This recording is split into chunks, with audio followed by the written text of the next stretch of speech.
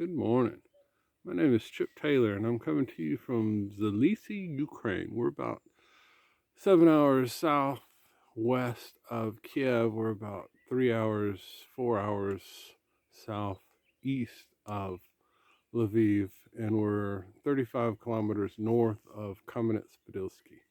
And I have a small organic farm here where we grow peppers, tomatoes, and other ingredients for organic Mexican food. And what I'm doing this morning is we're opening up two plots included in that 50,000 square feet. Two plots that are being transitioned. They've been conventional since Stalin.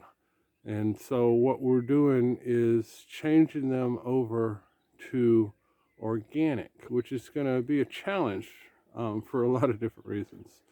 But this has been conventionally farmed with tractors and sprays and herbicides forever.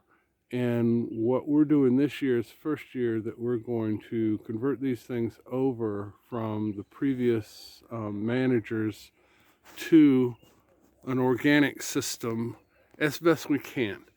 There's some challenges with this. There's no buffers, and so there's going to be spray over, and it's just a lot of issues. The lack of seed, lack of organic seed. And so what we're going to do is a practical system of making this as organic as possible using local conditions. We are pretty isolated here in Zalisi. Um, there's not an ag store that's going to sell us organic supplies. And there's a lot of misunderstanding about what organic actually means in this part of the world, especially. And so, what we're going to do is use a system of practical means by which to make the ground as fertile as possible without using synthetic fertilizers, without herbicides, that kind of stuff. So, what I'm doing this morning, we've been waiting. Today is April 4th, and it was 30 degrees this morning. The ground is not what I would consider frozen. It was 60 degrees a couple of days ago, but it's still got a nice frost on it this morning. It's going to be another frost in a few days. And so you can see the soil is just black and fertile.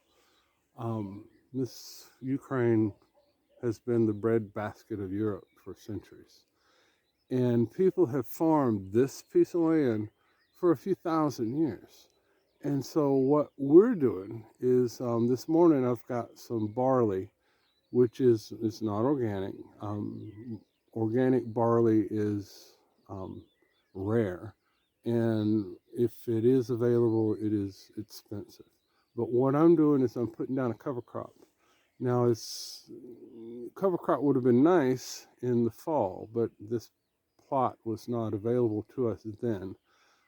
It had conventional corn planted on it, and the previous manager of this plot turned under the corn, which I would have preferred he not do, but it's okay. So we've got the residue from the corn crop turned into the ground, and I'm going to come through and broadcast by hand barley on top of it, rake it in as best I can. The soil's still pretty hard and frozen now, and what I want to do, most important thing right this minute, is to increase the organic matter in the soil, suppress the weeds, build up the nutrients that are in the soil that are available naturally, increase the biological life in the soil, and help it retain water because we can't water this field.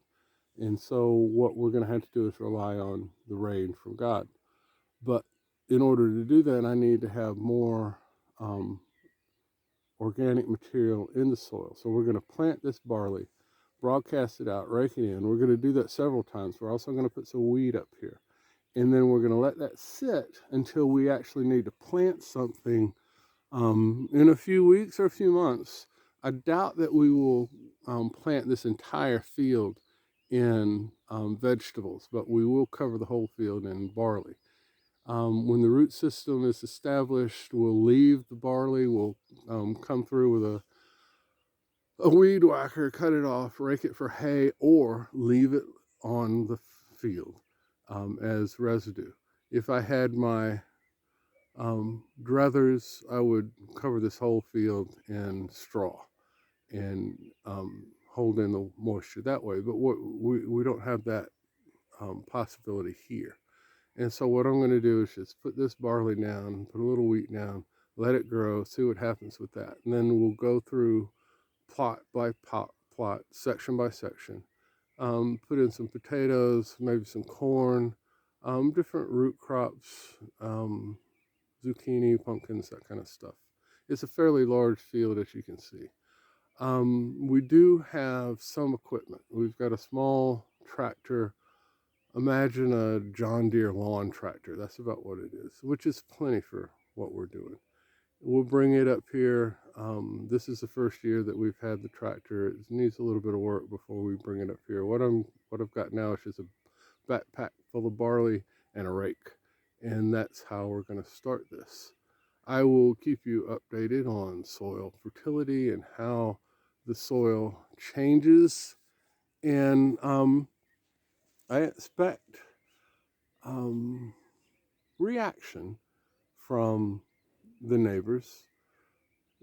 I've heard several times in the 15 years I've been living in East Europe, a couple of phrases. Number one, nobody does that. And number two, you can't do that here. And so what we're doing is not unusual, but it's certainly uncommon in this part of the world. And so we're looking forward to the reactions of our neighbors. It's going to take a couple of years to get this piece of ground the way that it should be. Get the weeds under control, that kind of stuff. And again, we're going to have issues with weed seed blowing over from other plots.